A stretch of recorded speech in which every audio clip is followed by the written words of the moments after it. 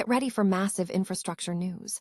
Grand Traverse County has officially broken ground on Project Alpha, a nearly $28 million public safety campus. County Administrator Nate Alger called this the most significant infrastructure investment the county has made in over a decade, signaling a huge leap forward for public safety in the region.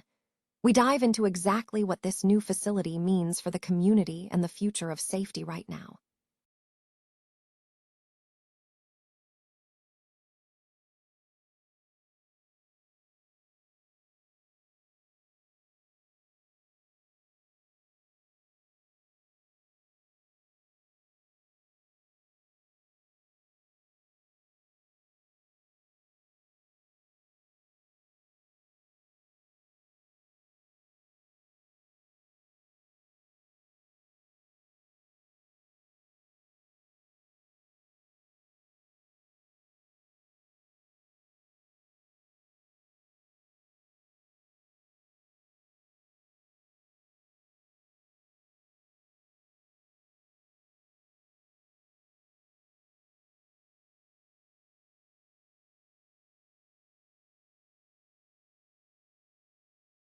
Like Derek White, Gillespie, and Robinson could be the key pieces to elevate the Celtics this offseason. Finally, we look at the financial landscape impacting local education. The KCPS board is currently ponding over a proposed $340.3 million budget, and we review the latest updates on bond projects. Stay with us as we unpack the details on how these major financial decisions will shape the future of education in the district. Grand Traverse County has officially broken ground on Project Alpha, a major $27.8 million public safety campus planned for the Lafreniere Road campus in Garfield Township. This significant infrastructure investment will include a new 911 dispatch center, an emergency operations center, and a central operations building designed to serve the community for the next 50 years, engineered to withstand severe weather. County Administrator Nate Alger hailed the project as the most significant infrastructure investment in the county in over a decade, noting it is the first major infrastructure change since the health department was built in 2012. The county initiated planning in 2024, selected Cunningham Limp as the construction manager, and commissioners approved a guaranteed maximum price of $27,795,000 earlier this year. The facilities incorporate advanced features such as geothermal heating, solar panels, underground stormwater management, and rain gardens. Sam Ashley, president and CEO of Cunningham Limp, emphasized the long-term vision, stating, "These facilities are going to serve the community for the next 50 years. We have to think not only about what the needs are today, but what the needs of this community are as it continues to grow." Ashley also highlighted the importance of the personnel, noting that while the jobs are stressful, the staff are critical when needed. Commissioner Lauren Flynn framed the investment around public safety, asserting that the project is about investing in the safety, the preparedness, and the future of Grand Traverse County.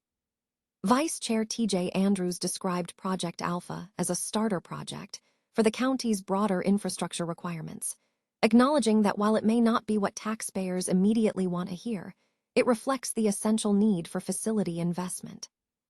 County officials anticipate completing the Central Operations Building first, followed by the 911 Center and Emergency Operations Center, targeting completion by the summer of 2027.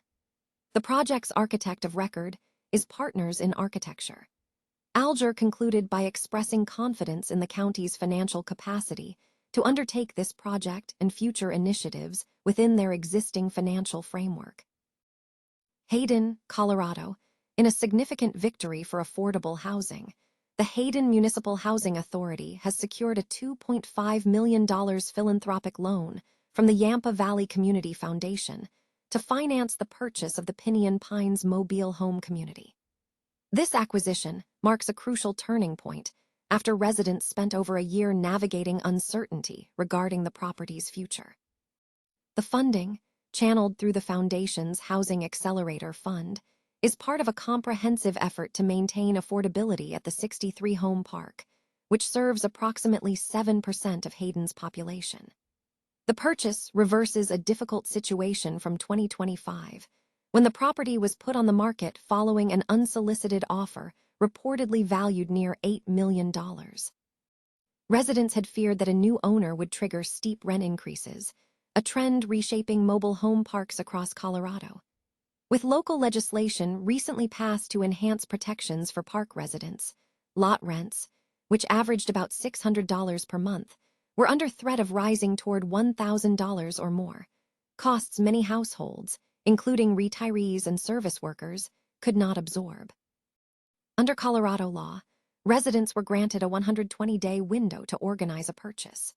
Neighbors mobilized to compete with external buyers, but faced substantial obstacles, including financing difficulties related to the property's location in a 100-year floodplain and the need for millions in infrastructure upgrades, estimated by town officials to range between $2.5 million and $3.5 million for roads and utility systems. To overcome these hurdles, the town of Hayden established the Hayden Municipal Housing Authority to facilitate the acquisition and ensure long-term affordability. The resident cooperative transferred its purchase rights to the authority, enabling the effort to proceed with broader financial backing. The final transaction is supported by a combination of public, private, and philanthropic sources. Alpine Bank provided a $4.25 million loan to the Housing Authority. A private donor contributed a $1.4 million grant, and the town of Hayden invested $100,000 in earnest money and closing costs. The Yampa Valley Community Foundation's $2.5 million loan was instrumental in bridging this critical financing gap. Hayden Town Manager Matthew Mendisco emphasized the significance of the deal. Preserving long-term affordability here isn't just about protecting housing. It's about protecting the people who make Hayden what it is, a community, Mendisco stated. He added that the partnership ensures residents can remain in their homes while the town addresses overdue infrastructure improvements.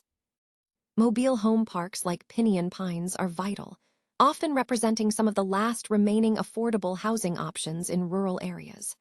Local leaders stress that preserving the park stabilizes housing for current residents and maintains the broader community fabric, ensuring workers, families, and seniors can remain in Hayden.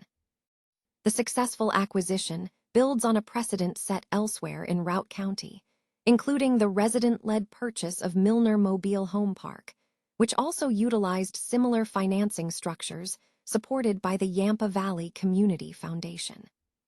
Looking ahead, the Housing Authority will assume long-term management and oversee capital improvements, including road and utility upgrades, alongside updated management practices and covenants designed to stabilize rents. Officials also indicated plans to work with the community to establish a new official name for the co-op. Local leaders view this outcome as a testament to the power of local coordination, public investment, and community advocacy in addressing mounting housing pressures. Kansas City Public Schools Board is currently reviewing a proposed budget totaling $340.3 million, alongside updates concerning bond projects. During the board meeting, Chief Financial Officer Aaron Thompson presented financial reports to the board.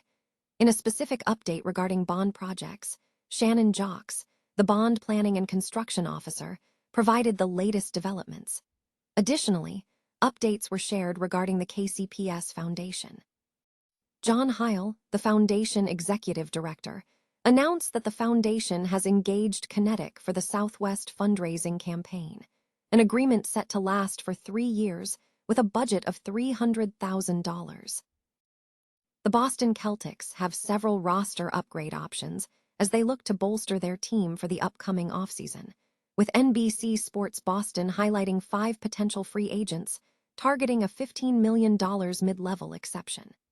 The team possesses significant financial flexibility, including a $27.7 million traded player exception, gained from the trade of Anthony Simons to the Chicago Bulls for Nikola Vucevic. Furthermore, the non-taxpayer mid-level exception allows teams over the salary cap, but below the first luxury tax apron to sign free agents exceeding the minimum salary, though using it may impact the team's repeater tax status.